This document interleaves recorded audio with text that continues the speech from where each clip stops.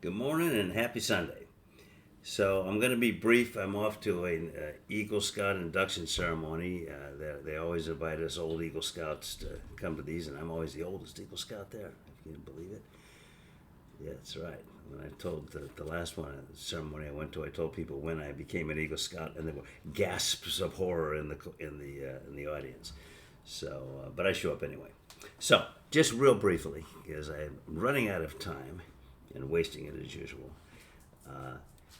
I just want to. I watched these shows on Sunday. This is Sunday morning, and I'm watching. I think it was Meet the Press. And they have these panels of these people who, for their opinions, and that's why they're there. But they're always so kind of quietly arrogant, just sort of oozing self confidence and superiority, and it's irritating to me. I don't know why. I don't like to be talked down to, even though I do it to you guys all the time, but you deserve it.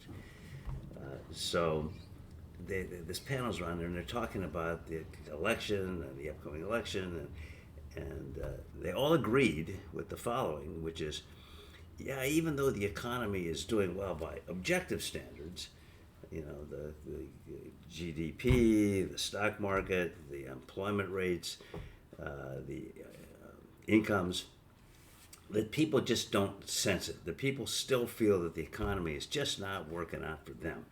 And so Biden would do well to stop talking about the economy because people are upset with the economy. They don't like it. They think it's going in the wrong direction. Every one of these people said that. Now, we have a way of, first of all, anybody who knows anything about economics knows that when you look at the objective data and you look at public perception, there's always a lag. Whether the economy is doing better than people think or whether it's doing worse, there's always a lag. It takes a while for the objective reality to sink in to people's everyday lives. Oh, the other thing I forgot to mention is inflation is on its way down dramatically, which means interest rates are starting to go down dramatically. So, but it takes a while for people to know that. Takes a while to sink in. When people go to buy housing, it takes a while before they see the lower interest rates. So, every one of these people said he should just stop talking about the economy. Well, we have a way of measuring public sentiment about the economy, and it's well established, and it's being done by the greatest university in the history of the universe.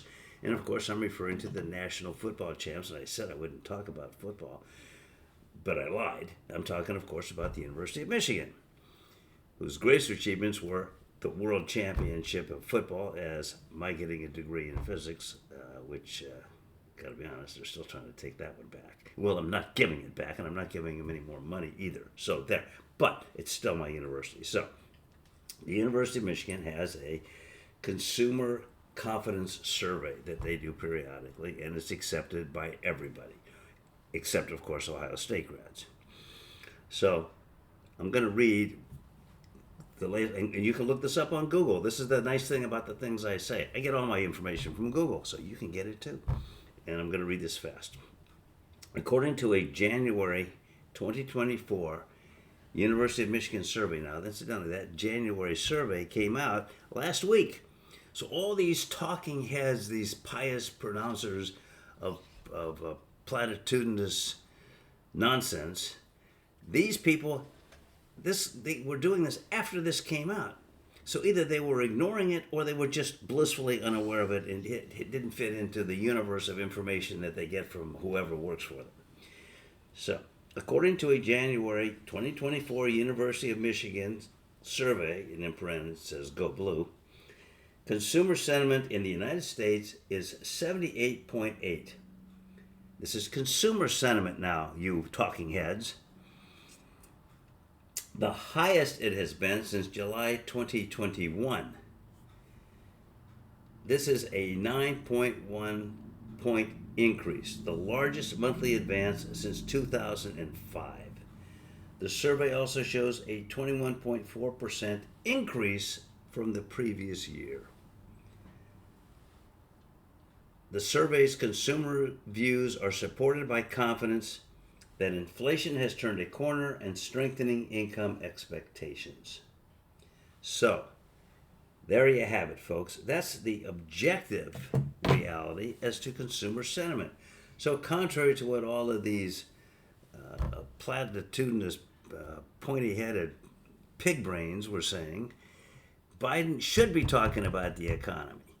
Because, as Bill Clinton said, it's the economy stupid. Franklin Roosevelt could have said the same thing. John Kennedy could have said the same thing. It's the economy.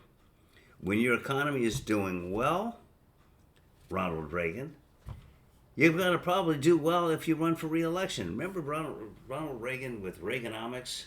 I'm running out of time now. I got to get going. I'm so sorry. But Reaganomics was killing Reagan in the polls. He was in terrible shape. Then all of a sudden he starts spending money like crazy on the military primarily, but money that went into the economy as a whole. It primed the economy. All of a sudden the economy surged. Reagan came in and then he swept that election. But if he hadn't done that spending and the economy hadn't surged, he was headed for a big time loss. It's the economy. So the economy is doing great right now, and that's really where Biden should be focusing his attention. So much for you talking heads. Go stick your head, I better be careful because I don't want to sound negative. I hate sounding negative. I do. I got to go to this Eagle Scout thing. I wonder if they'll be hissing me this time when I stand up and show my age. I know what I'll do. I'll lie about it. Good idea.